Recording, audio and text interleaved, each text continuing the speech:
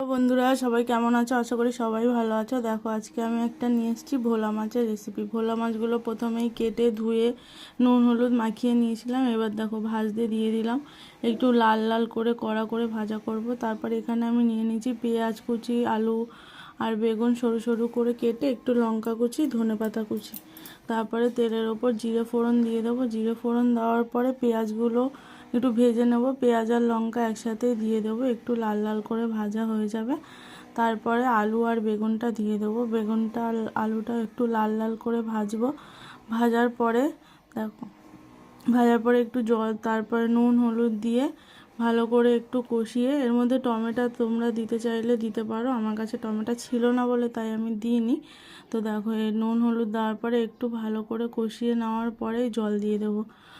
অল্প জল দেবো যাতে গা মাখা ঝোল হয়। খুব ঝোল হলে ভাল লাগবে না। ঝোলটা দেখো, জলটা ফুটে